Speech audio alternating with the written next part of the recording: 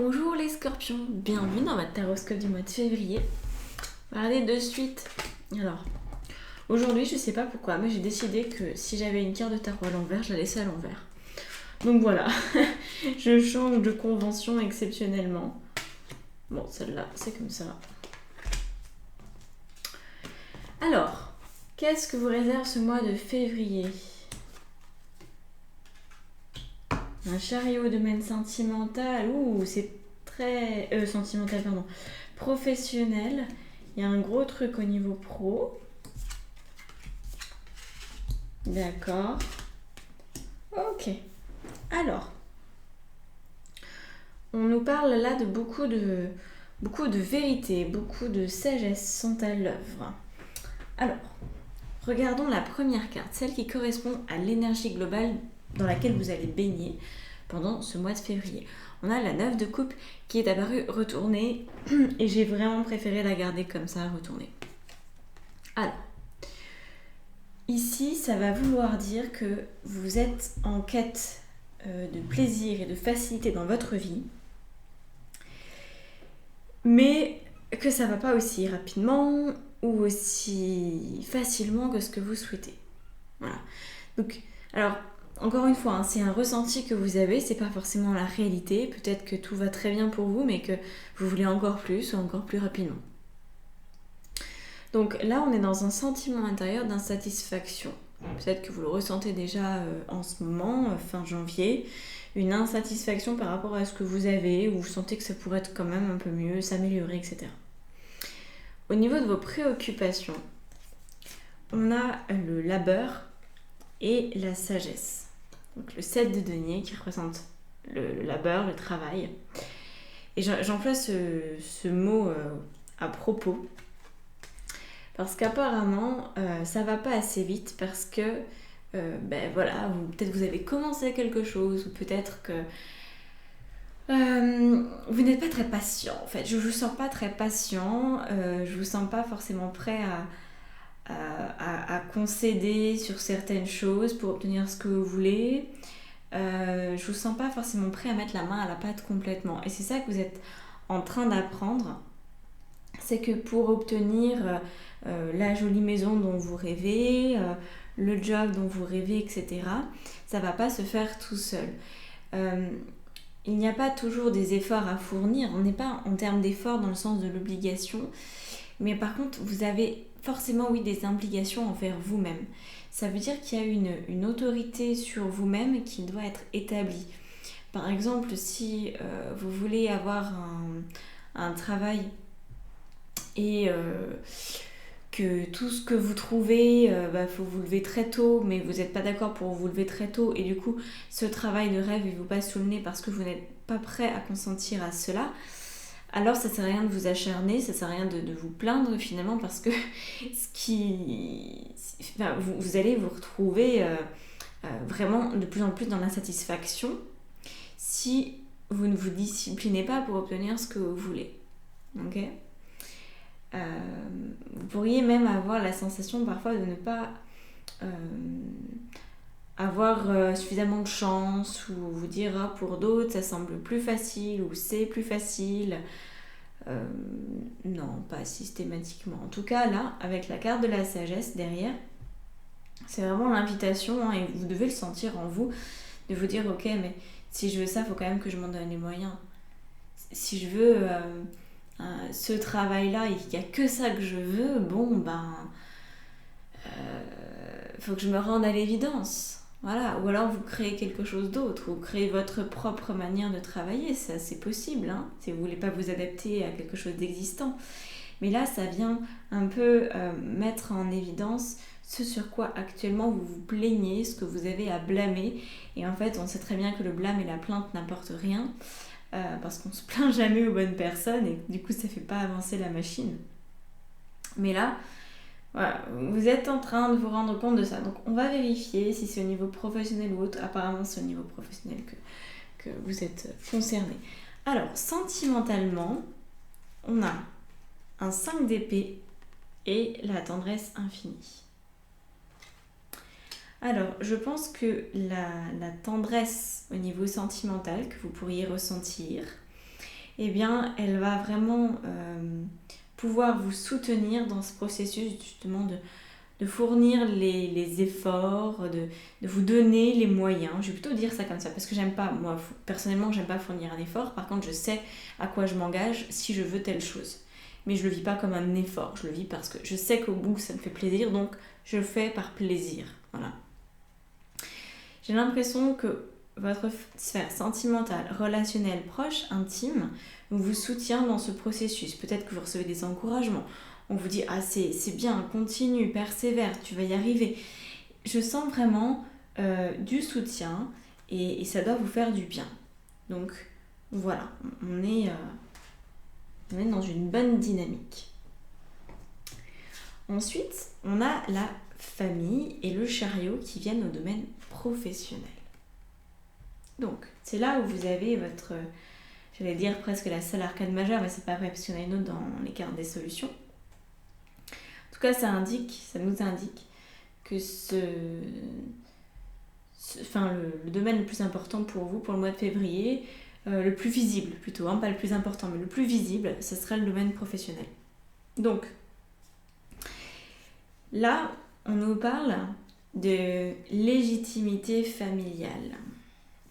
Ça, c'est un grand sujet que j'aborde assez souvent avec mes clientes en coaching, je l'avoue, parce que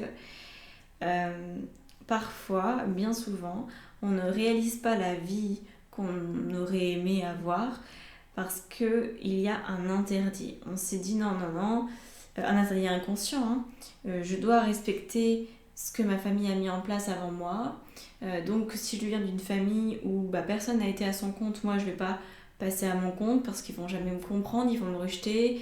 Et ça se passe inconsciemment et peut-être un tout petit peu consciemment aussi, que vous pouvez vous sentir mal à l'aise d'assumer la personne que vous êtes en train de devenir au niveau professionnel, parce que derrière on peut se sentir comme un carcan familial, une obligation à filer droit, à filer en fait dans la même direction que vos aïeux ou vos frères et sœurs.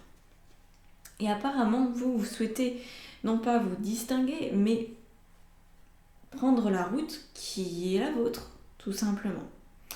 Et c'est là où c'est important.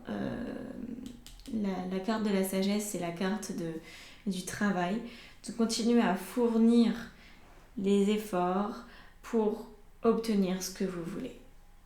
Et l'effort, en fait, c'est pas je dois reprendre des études, je dois me former à telle ou telle chose, ou je dois trouver un nouveau travail. Non, l'effort, il n'est pas à ce niveau-là. Ça, c'est déjà une conséquence, on va dire.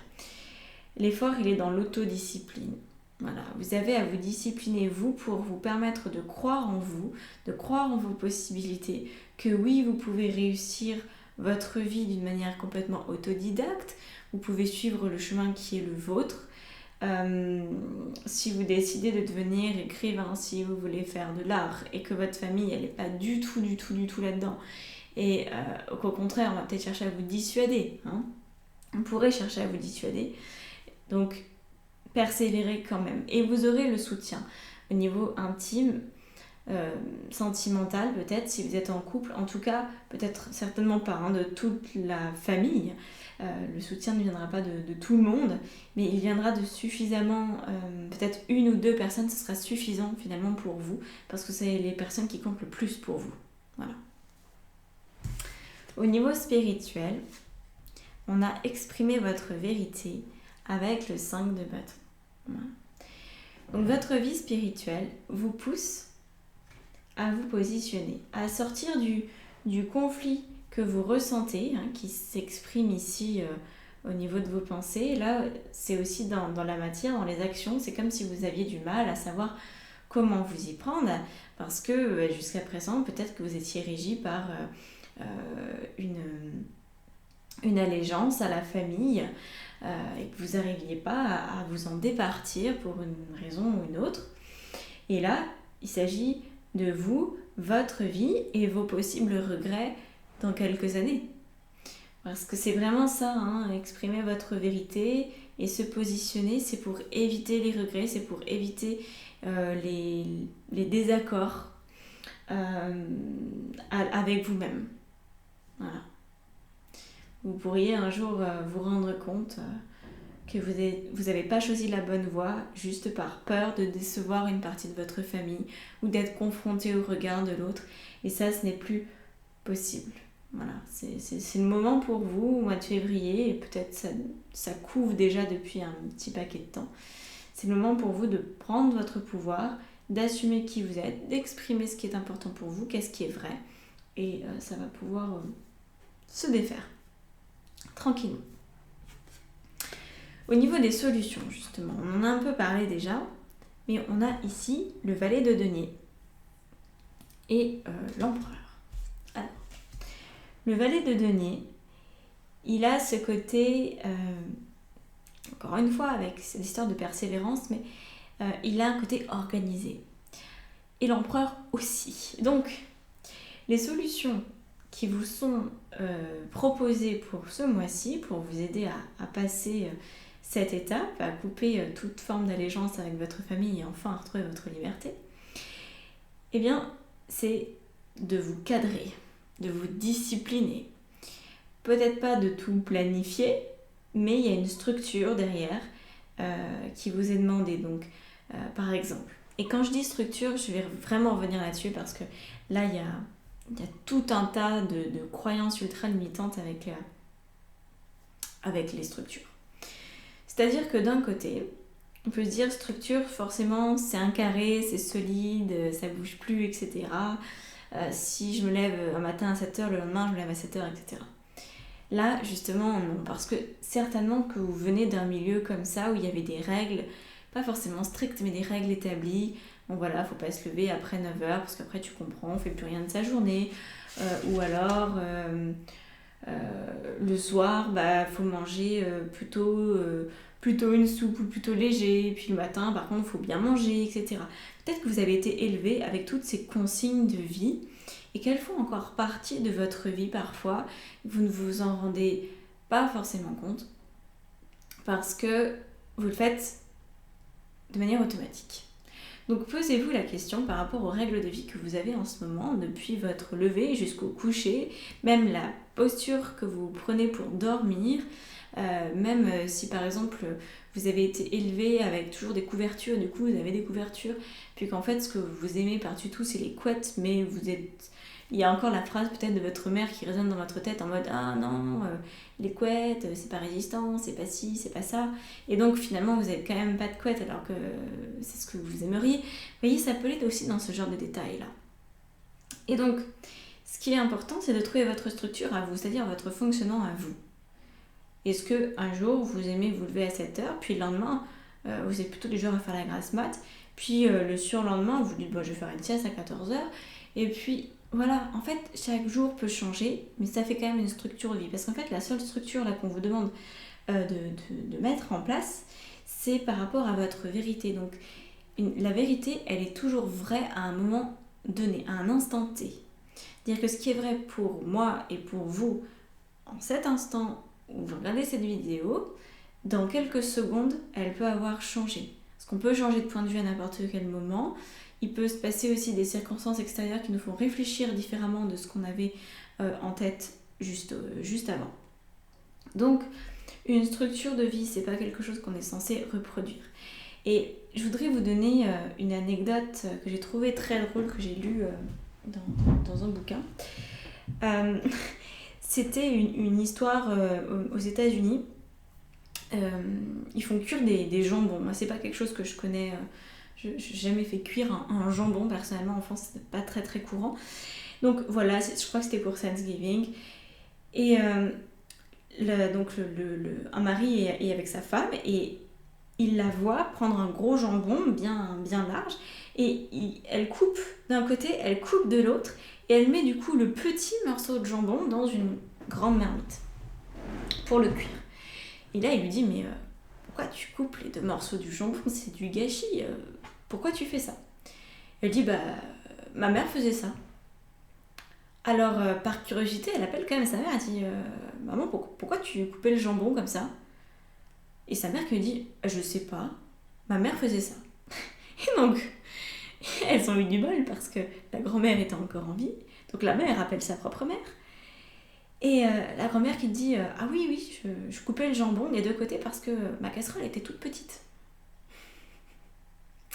Donc, ce qui avait été vrai à un moment donné, du temps de la grand-mère, de couper le jambon parce qu'elle n'avait pas la place en fait, elle n'avait pas la bonne marmite. Et bien la petite fille se retrouvait à faire bêtement la même chose, un automatisme, parce que elle avait toujours vu faire de cette manière-là. Et c'est exactement ce qui peut se produire en ce moment dans votre vie. C'est-à-dire qu'il y a une part de vous qui va être ultra libre et il y a une part de vous qui retient parce qu'il dit non, non, non, non, non, non, non. On m'a appris à faire autrement et j'ai vraiment du mal à envisager comment est-ce que moi je pourrais structurer ma vie. Cette histoire m'avait fait beaucoup rire et m'avait aussi amené à réfléchir sur beaucoup, enfin sur tout en fait, parce que j'ai du genre voilà. Quand je remets en question un truc, c'est complètement. Donc je fais la liste de tout ce que je fais dans la journée. Je fais des listes monumentales. Et après, je me dis ça, est-ce que c'est moi qui l'ai décidé? Depuis quand est-ce que je le fais? Est-ce que c'est une habitude qu'on m'a transmise? Est-ce que j'ai envie de la garder? Voilà, je fais ça pour tout. Et du coup, ça change plein de choses dans la vie et c'est comme ça qu'on devient dans sa propre vérité. C'est comme ça qu'on devient authentique parce qu'on arrête de faire pour faire, juste comme de répondre à un modèle qu'on nous a transmis. Alors, avant de passer à l'extension, qui sera disponible dans la barre d'infos sous la vidéo, on a les deux cartes qui nous donnent les messages de vos guides. Donc, on a une reine de bâton et la carte de la guérison. Je vous lis la carte de la guérison. On me demande de l'acclimater pour vous. Alors, je vais voir ce que je dois modifier. Écoute ton cœur, l'amour est le meilleur des guérisseurs. Il a la capacité d'équilibrer et de guérir tes émotions, tes pensées et tes intuitions les unes après les autres pour te guérir physiquement. Crois dans le pouvoir de l'amour pour te guider et ta vie se transformera. Cette carte est la confirmation que ta guérison est en train de se produire. La reine de bâton, elle vous propose de reprendre votre pouvoir. C'est vraiment un nouveau souffle pour vous. Donc, n'ayez pas d'inquiétude par rapport à votre capacité à y parvenir. Vous êtes complètement capable. Par contre, posez-vous les bonnes questions en lien avec ce que vous faites, la manière dont vous gérez votre vie, surtout la manière dont vous gérez votre sphère professionnelle. Allez à la rencontre de vous-même là-dessus pour vraiment venir redéfinir votre autorité sur la couleur de votre linge de maison, sur la manière dont vous habillez, sur la manière dont vous parlez, sur la manière dont vous communiquez avec les autres, dans vos domaines professionnels, sur vos choix de vie, sur l'endroit où vous habitez, etc., etc. Voilà. C'est un travail profond, mais qui est très agréable. Personnellement, j'adore faire ça. Peut-être être un petit peu maso, mais c'est vraiment aller à la découverte de soi et se comprendre sur le bout des doigts. Je trouve ça assez magique. Voilà. Donc on va continuer avec celles et ceux qui le souhaitent pour l'extension.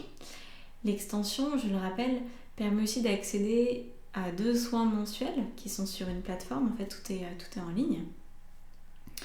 Et vous avez aussi droit à une lecture d'âme géante, donc avec plein de participants sur Zoom. Vous posez vos questions individuellement. Et puis moi, je vous réponds avec le tarot. On fait ça le 2e mardi de chaque mois. Voilà. Bon, je vous laisse là-dessus. Vous savez où me trouver si vous voulez d'autres prestations. Vous êtes grand. Je vous fais confiance. Si vraiment il y a des questions, une fois que vous avez potassé mon site, que voilà, vous dites j'aimerais comprendre ça plus précisément, vous m'envoyez un mail dans ce cas-là. Et voilà. Bon, je vous laisse là-dessus. Puis je vous dis à bientôt. Merci. Ah, si, j'ai oublié. Abonnez-vous à ma chaîne. Vous êtes 60% à regarder, pas abonnés. Méchant. Je vois tout avec les statistiques. Ça, c'est le problème des stats. Donc, si mon contenu vous plaît, abonnez-vous. Ça vous coûte rien. Et moi, c'est un énorme soutien, en fait, pour moi. C'est très, très bon pour mon moral. Allez, merci. À bientôt.